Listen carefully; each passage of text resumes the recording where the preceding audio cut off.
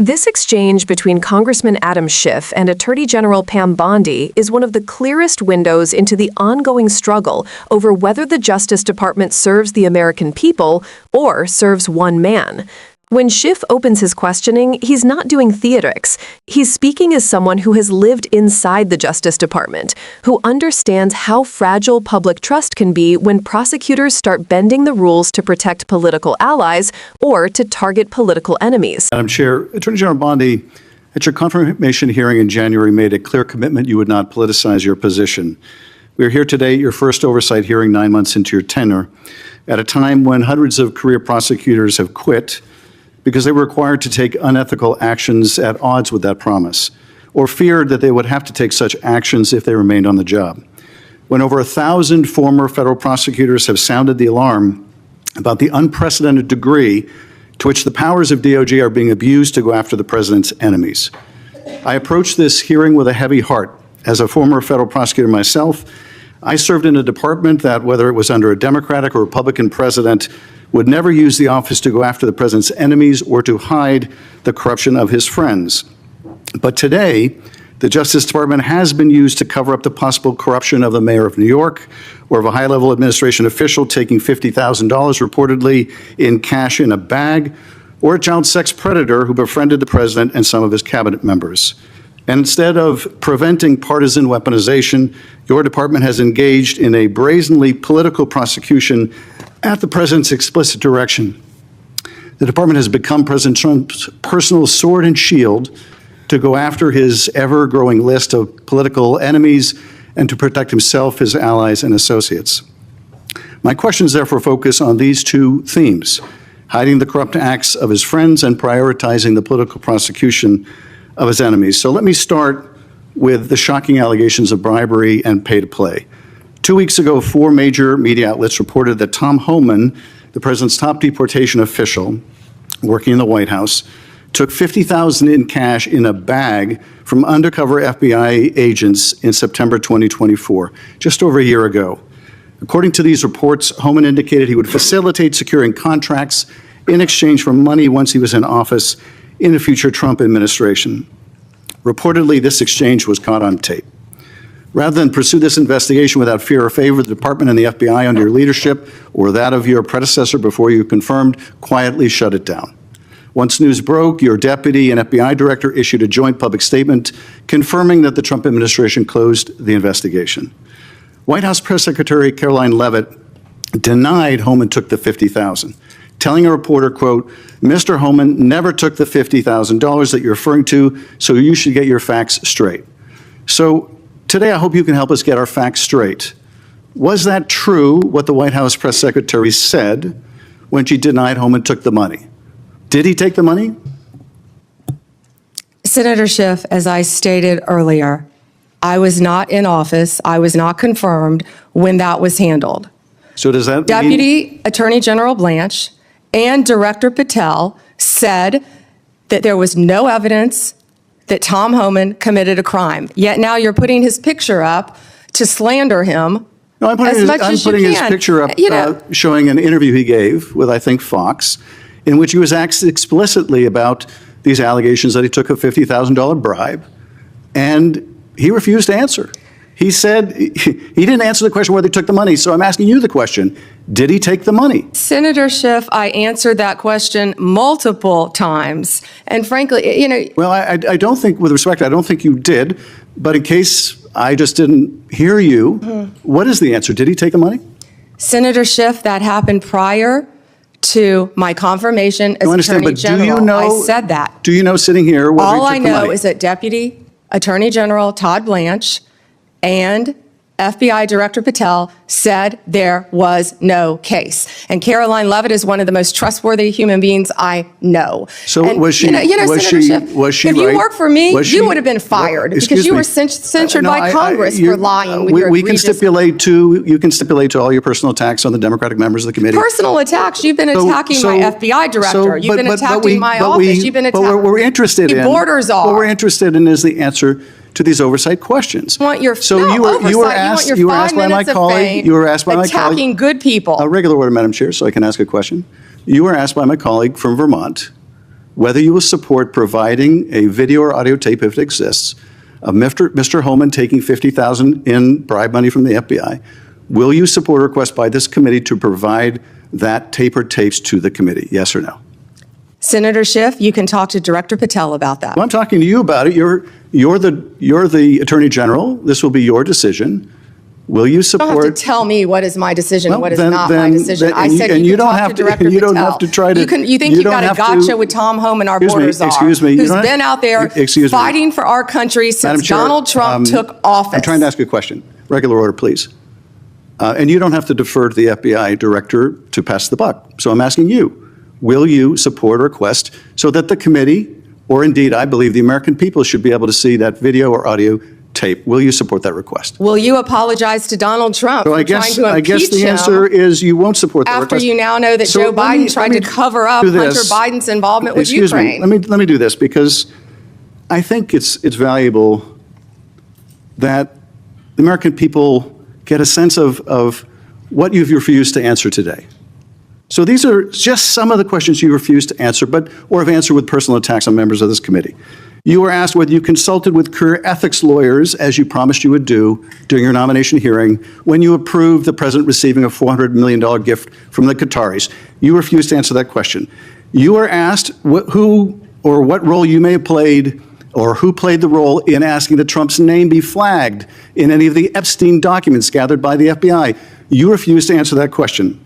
You were asked whether Homan kept the $50,000 bribe money. You refused to answer that question. You were asked whether Homan paid taxes on the $50,000 bribe money. You refused to answer that question. You were asked, did career prosecutors find insufficient evidence to charge James Comey? You refused to answer that question. You were asked, how are military strikes on these boats in the Caribbean legal? And you refused to even answer that question. You were asked, a law degree, excuse Senator me. You were asked, did you discuss indicting James Comey with the president? You refused to answer that question. You were asked, did you approve the firing of antitrust lawyers who disagreed with the Hewlett-Packard merger? You refused to answer that question. You were asked whether you support a restoration fund for violent insurrections to attack the Capitol on January 6th. You refused to answer that question. You were asked whether you were firing career professionals, career prosecutors, just because they worked on January 6th investigations. You refused to answer that question. You were asked by my California colleague whether you believe government officials, like immigration officials, have to abide by court orders. You wouldn't even answer that question. This is supposed to be an oversight hearing.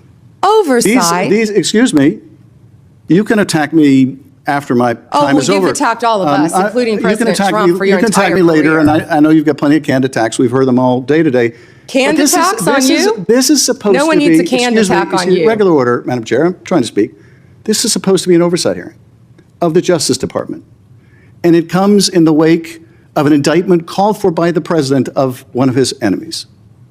This is supposed to be an oversight hearing, and it comes in the wake of revelations that a top administration official took $50,000 in a bag, and this department made that investigation go away. This is supposed to be an oversight hearing when dozens of prosecutors have been fired simply because they worked on cases investigating the former president. This is, and now what the current about the president. fires in California? And Do you this care is about that, supposed to Senator be, Schiff? excuse me, this is supposed to be an oversight hearing in which members of Congress can get serious answers to serious questions about Are the riots in LA serious? About the cover-up of corruption, about the prosecution of the president's enemies.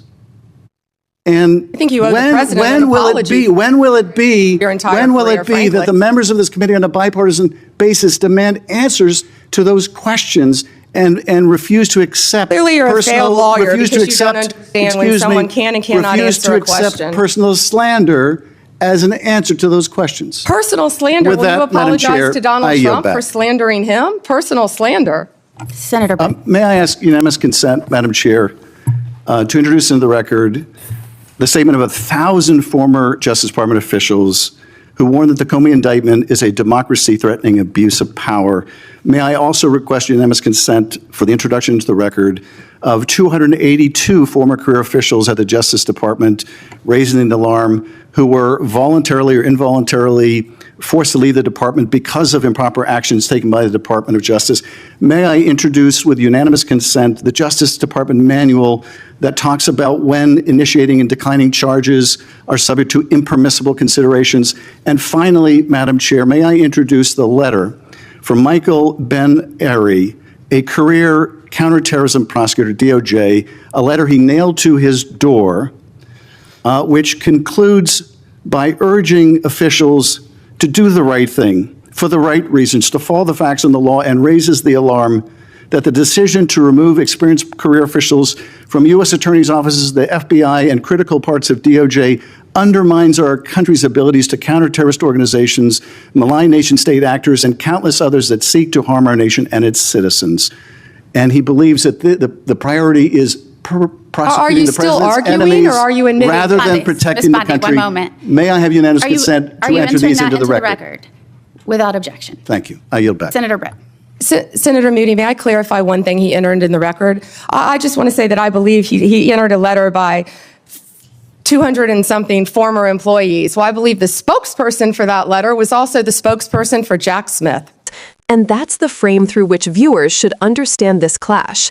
Schiff begins by reminding Bondi of her own promise during her confirmation hearing, that she would not politicize the DOJ. This wasn't a casual commitment. It's a foundational principle that has separated the United States from countries where law enforcement is used as a political weapon. And Schiff points out something viewers might not know unless they follow internal DOJ reporting. Hundreds of career prosecutors, people with decades of nonpartisan service, have walked out because they felt they were being pressured to take actions that violated their ethics or their oath of office. In other words, these aren't partisans, they're professionals. And when professionals flee an institution in panic, it means something is deeply wrong. Then Schiff turns to the core issue, the allegations that Tom Homan, the president's top deportation official, took $50,000 in cash from undercover FBI agents. This isn't rumor. This isn't internet gossip. Multiple major outlets independently confirmed the investigation and the recording. The allegation is so serious because it suggests a senior official was willing to trade immigration contracts for bribe money in a future administration. And instead of the Justice Department pursuing it, the case was abruptly shut down right after Trump won again. This is the part many viewers miss. Schiff isn't questioning Bondi because she thinks she personally closed the case. He knows the timeline. He's questioning her because she now leads the agency that buried it, and she's responsible for whether Congress and the public get answers. Her refusal to say whether Homan took the money is not just evasive, it's extraordinary. Under normal circumstances, an attorney general would want corruption rooted out, wherever it exists. Instead, what we saw was a complete refusal to even acknowledge the facts. What viewers need to understand is that Bondi isn't just dodging Schiff, she's dodging accountability. This back and forth matters because it reveals a new pattern. Rather than defend the department's actions with facts, Bondi repeatedly pivots to personal attacks, political talking points, and efforts to undermine the legitimacy of the very people asking questions. It's not just disrespect for Congress, it's a strategy. If you can't defend the facts, you attack the people asking for them. And Schiff, who has weathered these tactics for years, calls attention to what this deflection means for oversight itself. If an attorney general refuses to answer the simplest questions, did an administration official take a bag of money? Then the entire system of checks and balances breaks down. Schiff then lays out a devastating list of questions Bondi refused to answer. And these aren't obscure bureaucratic issues. These are fundamental questions about ethics, corruption, political prosecutions, the firing of career public servants, court orders, the Epstein investigation, and even whether the DOJ approved a $400 million foreign payment to the president. When an attorney general refuses to answer on all of that, it tells us the DOJ is no longer operating in the open. It's operating behind political barricades. What's crucial for viewers to learn here is that Schiff isn't merely frustrated. He's warning that this is how democratic erosion works. The public stops receiving answers, oversight stops functioning, corruption goes uninvestigated, and the Justice Department becomes what Schiff called Trump's personal sword and shield, protecting his allies and targeting his opponents. By the time Schiff finishes, the record is clear. This is not a functioning DOJ. This is a politicized machine whose leadership refuses transparency and hides behind partisanship. Bondi's final swipe, implying that one of the DOJ whistleblowers was aligned with Jack Smith, only reinforces the point. Instead of grappling honestly with the substance of the concerns, she pivots to political insinuation. So, what should viewers take away from this? First, corruption doesn't always announce itself loudly. Sometimes it looks like a refusal to answer questions. If you want more breakdowns of hearings like this from a clear democratic perspective, make sure you subscribe, hit the like button, and turn on notifications so you never miss the context behind moments like this. The more informed we are, the harder it becomes for anyone to weaponize the justice system behind closed doors.